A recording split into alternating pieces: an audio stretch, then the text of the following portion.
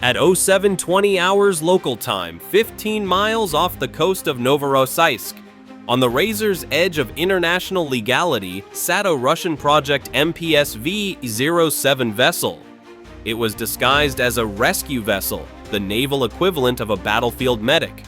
But this ship was a predator, conducting covert electronic surveillance deep in hostile waters. Suddenly, operators saw an anomaly that demanded immediate paralysis. Their threat tracking arrays registered 3 disjointed heat signatures.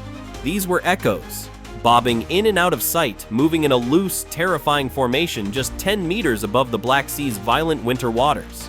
Their speed? A blistering 110 miles per hour. Whatever they were heading directly toward the most valuable intelligence asset in the Russian Black Sea Fleet. For weeks, this vessel had meticulously played its role, masquerading as a recovery craft while covertly mapping and actively disrupting Ukraine's naval drone operations. Its systems were relentlessly logging every single Ukrainian launch pattern. Moscow was days away from building a comprehensive database that would allow them to predict and prevent all of Ukraine's highly effective deep strike attacks against critical Russian infrastructure. This was the nightmare scenario for the Ukrainian armed forces. If this information was fully compiled, the relentless pressure Ukraine had been placing on Russia would be instantly crippled. The clock had run out.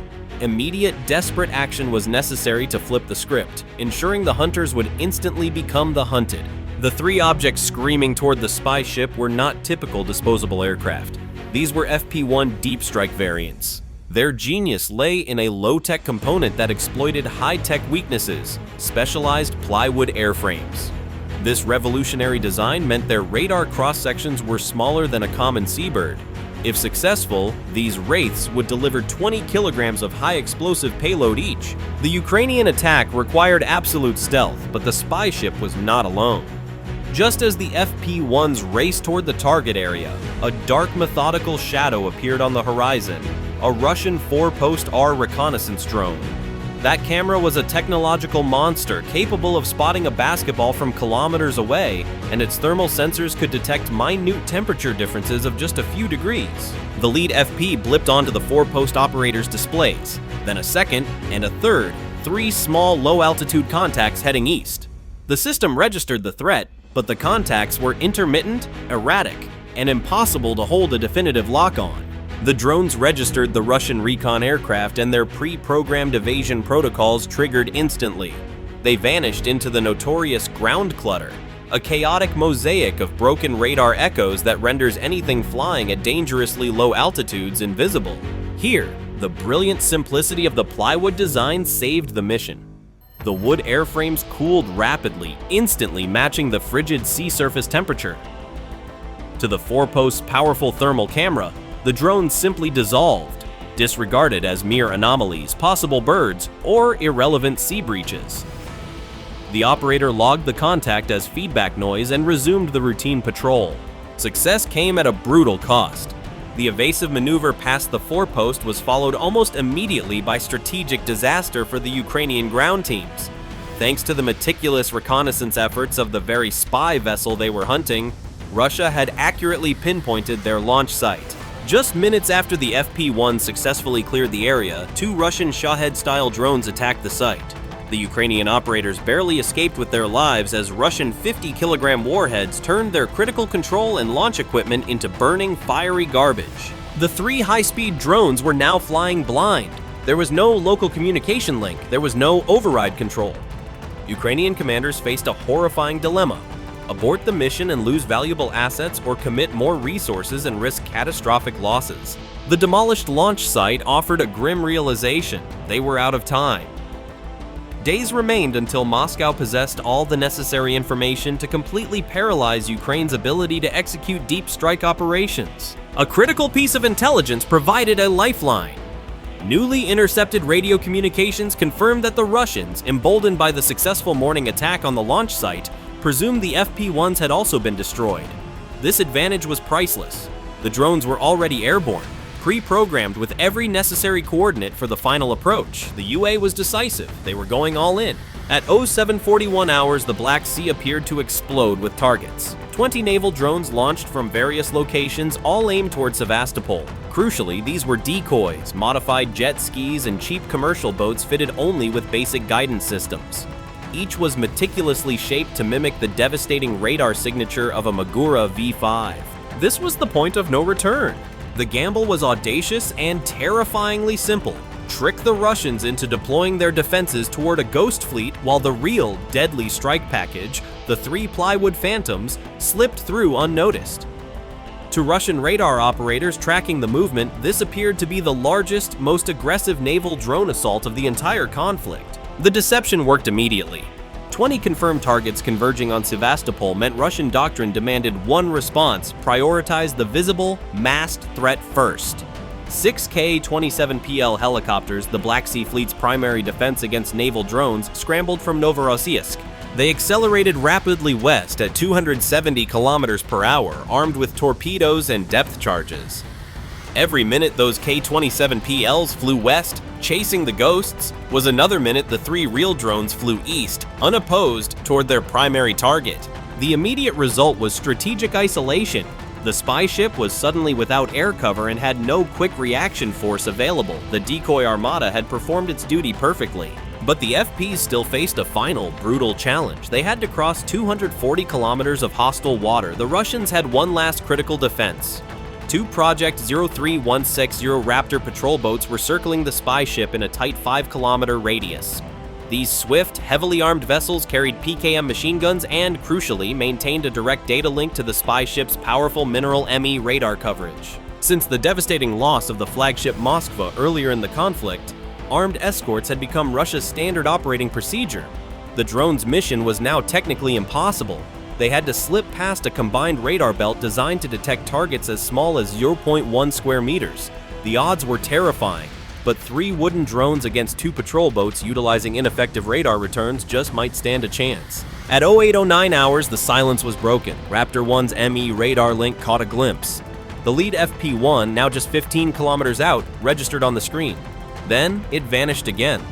The wood was continuing to confuse the complex detection algorithms. The operators reported intermittent contact, erratic returns, nothing concrete they could logically chase. Raptor 1 immediately pushed its engines to 35 knots to intercept whatever vague threat was out there. The gunner quickly loaded a fresh 200-round PKM belt and braced himself.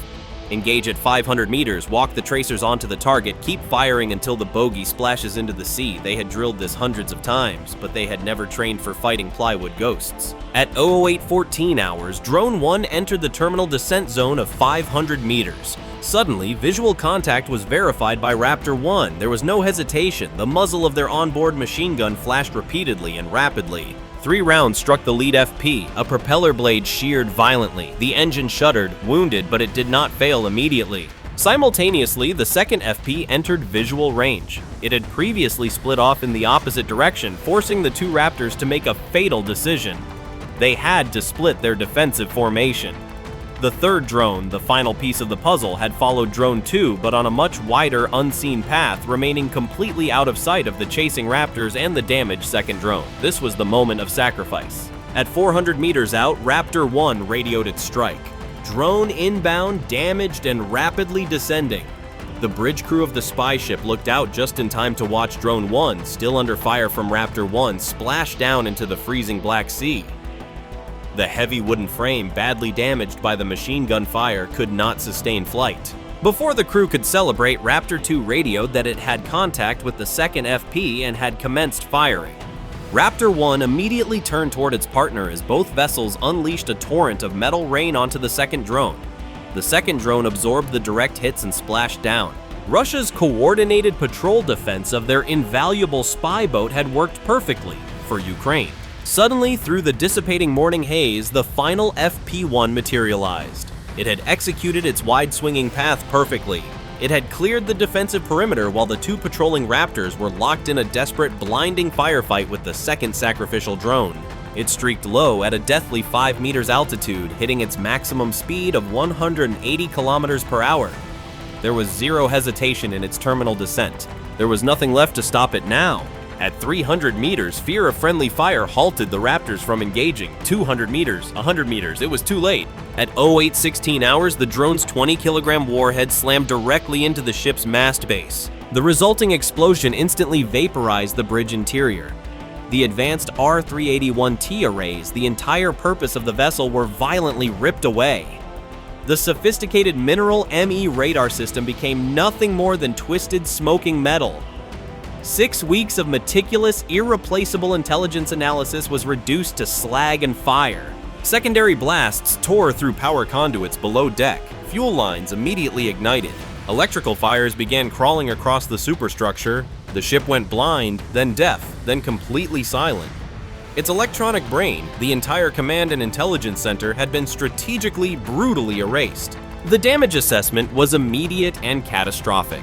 Tens of millions of dollars in hardware, weeks of irreplaceable intelligence that could not be recovered, and most critically, Russia's ability to predict and prevent future Ukrainian strikes in the Black Sea was gone in a single fiery flash. With the existential threat eliminated, Ukrainian drones immediately began launching from new sites, utilizing new, unpredictable launch patterns. Russian defense missiles using the outdated intelligence hit empty fields. Their predictive capability had been instantly reset to absolute zero. When the smoke finally cleared, one truth was undeniable. This was not just a minor tactical victory, it was a strategic reset. This strike fundamentally changed the balance of power in the Black Sea, demonstrating how low-cost ingenuity, plywood, and calculated sacrifice can defeat overwhelming technological superiority. Stay prepared, stay informed, and subscribe for more stories of how modern warfare is being rewritten by ingenuity and courage.